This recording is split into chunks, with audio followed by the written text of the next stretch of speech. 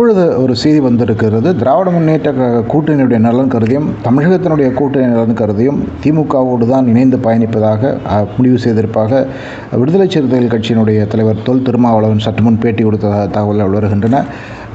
திருமாவளவன் சமீப நாட்களாக அடிக்கடி அண்ணா திராவிட முன்னேற்ற கழகத்தை பெரிதும் விமர்சித்து வந்தார். குறிப்பாக அதிமுக பாஜக கூட்டணி மிகவும் ஆபத்தானது என்றும் அதிமுக பாஜகவுக்கு விலை போய்விடும் என்றெல்லாம் கருத்து கூறி வந்த வேளையிலே இப்பொழுது தொகுதிகள் குறைத்து கொடுத்தாலும் கூட பரவாயில்லை, திமுக கூட்டணியில் தான் பயணிப்போம் என்று சொல்லியிருப்பது எதிர்பார்த்த ஒன்றுதான் என்று பலரும் சொல்கிறார்கள். குறிப்பாக விடுதலை சிறுத்தைகள் கட்சியினுடைய 2ஆம் கட்ட தலைவர்கள் பலருமே கூட திமுகவினுடைய ஆழமான விசுவாசிகள் என்ற கருத்து பரவலாக இருக்கிறது. அந்த சூழ்நிலையிலே இப்போதைக்கு விடுதலை சிறுத்தைகள் கட்சி திமுகவோடு தான் பயணிக்கும் என்பது தெளிவாகிறது.